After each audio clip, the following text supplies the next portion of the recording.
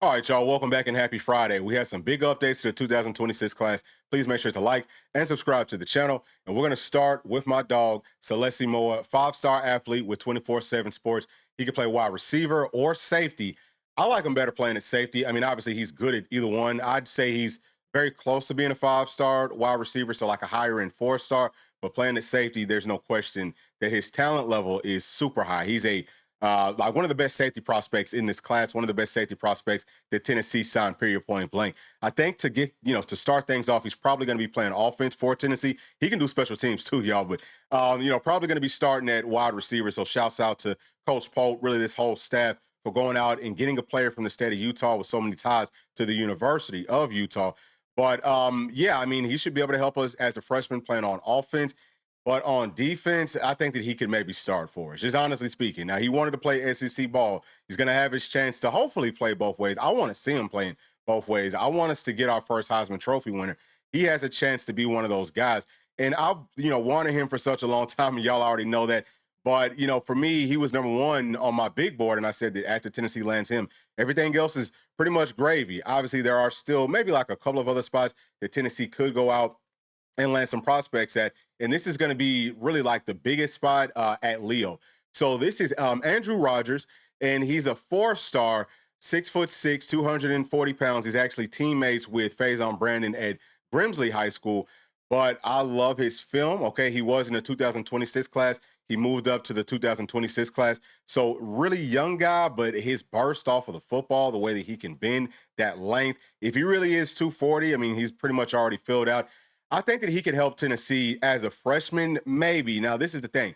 I feel like Tennessee needs a Leo in this class that can help us, that can really like rotate in, just because I'm not sure, how many players will be leaving us from that Leo room. If Caleb Herring goes, then we might be kind of like shorthanded with guys that can really go like what we've had previously playing at Leo. But he's a player that for sure in his second year, third year, he's going to be incredible, right? And who's to say like this is his last season playing high school ball? We don't know how those highlights will look, but if he's picked up on a couple of little things, then yeah, he could be pretty much all the Tennessee needs to add to this class as far as I'm concerned. But yeah, I mean, this would be huge. Obviously, with Faison being his teammate, you would think Tennessee's got that inside track, but there's some other guys or, there's some other programs that want him as well.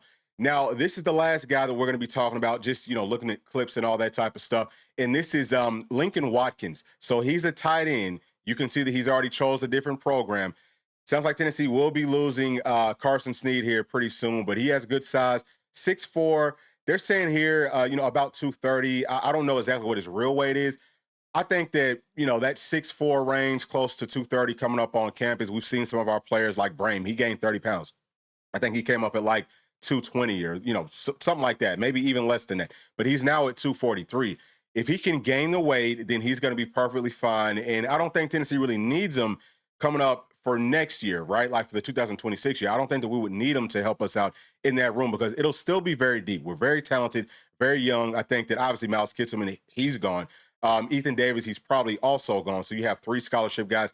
Add one more that you say, okay, well, we're going to give him some time in 2027. We're looking forward to him being a guy that can help us out. I can definitely see that happening. And also understand, y'all, that he grew up a big Tennessee fan. Tennessee just like formally offered him, I think, earlier today. So he talked about growing up a really big Vol. I think that it's just a matter of when and not if he's going to be flipping to us. And, all those things are very, very positive for our Tennessee Volunteers. So with all that being said, this is the class breakdown for 2026. And I put Moa over with the wide receivers because I think that that's where he's going to get his start at. And like I said, I've got him as a, four-star there, but you could call him a five-star wide receiver. He's a five-star athlete. I just think that the five-star part of it comes more from defense and being super versatile.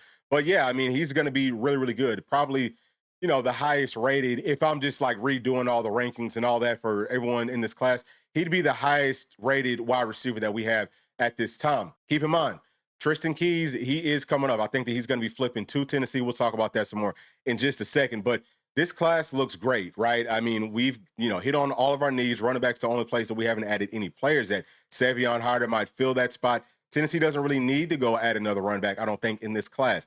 If push comes to shove and we have to go add somebody, we could just go to the transfer portal. So if it's not Savion Hyder, then it's, we don't really need anyone else from this class, just because 2027, that class, there's a lot of in-state talent with guys that I feel like could step up and help Tennessee out, that we'll probably end up landing. Like, we could end up landing 1 to 2 players from 2027. Blue chip ratio is at 57%. I would love for that to go up, and pretty much everyone that's left, they're all blue chip caliber players. So this is everyone that's left. Dark green with those white letters means that I think Tennessee's in a great spot for him. Light green with the black letters, Tennessee's probably like top 2.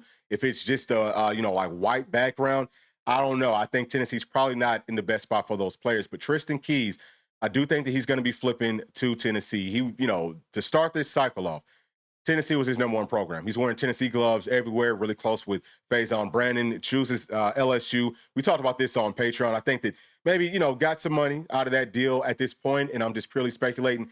Could be a situation where Tennessee and Faison's camp is trying to find out a way to get out of that contract. What's the buyout look like? And working out those types of details. But once that gets worked out, I think that he opens things back up, and he might flip straight to Tennessee. We got a little bit of competition there. But even if he does flip to us or he flips to somebody else, doesn't matter until he signs. He's one of those guys you got to watch it all the way up to signing day. But very, very good player, and I feel very confident that Tennessee will land him. Savion Hyder is the next one to come off of the board, though, more than likely. And I think he's choosing Tennessee. I feel really good about it. Really, out of all these players, I have the most confidence that Savion Hyder will be picking Tennessee. We did like a whole video talking about how well he would fit into this offensive system versus Michigan, who's our real only competition. There's some other programs up there, but they're not really in the mix like that. So I think on August the 19th, I think that he will be pulling the trigger and picking Tennessee. Next, we have Darius Gray. I think that Tennessee still has a chance. He wants to play SEC ball, so us, South Carolina, or LSU.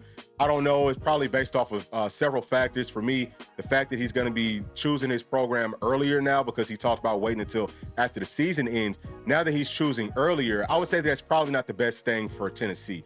He could always open things back up, though. I think that Brian Kelly, I don't wish someone getting fired, but I think that he probably will be getting fired because there's always really high expectations for LSU, and he has done way worse than those expectations since he's been there. I think that the fan base gets fed up because they're not going to probably be doing much this year. He's just not that good of a coach. South Carolina, I think that they take some steps back. So I think that that could really open things up for him to ultimately end up choosing Tennessee, even if he chooses somebody else first. But part of that is, will we have enough NIL funds? He came out and said that NIL is not a big deal for him, but everyone says that, or most people say that.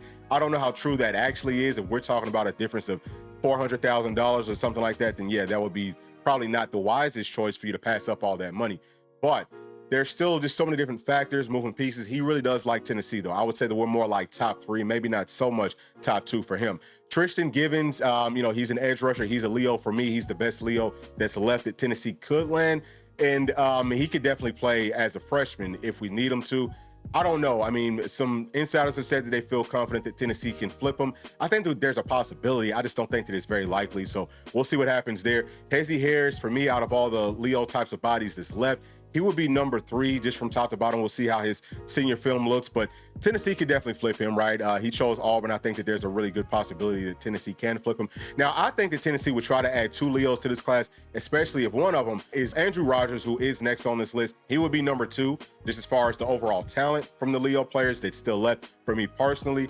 But if we land him, then you probably want to try to add one more vet. Some of the insiders have talked about, man, Tennessee is going to have to, we're kind of short on numbers there. So the first person that chooses might be it. That's kind of what they were hinting at. But I think that Tennessee ultimately needs to try to find a way to add 2 of these 3 because their talent level is really, really high. JJ Finch, he's with Alabama right now. He could play strong side, and he's really more of like a 3 technique playing a tackle. Really like his game, but I don't think Tennessee's going to be able to flip him. So I might actually take him off moving forward. And then we also have Lincoln Watkins, like I said, playing at tight end. Tennessee's going to have the space to be able to add him. I think that we will be able to add him, so feel very confident there. And then Brody Smith, who can play offensive tackle. I think Tennessee's still going to try to swing at him. If we do, I feel very confident that we could land him as well. But that's going to do it. Please make sure to like and subscribe to the channel. We'll be talking to y'all tomorrow. Thanks. Peace. Thanks for watching, and please make sure to like and subscribe to the channel because that keeps us growing inside of the YouTube algorithm. And if you did like this video, here's another one that you might also enjoy. Thank you, thank you, thank you. We'll see you on the next one. Peace.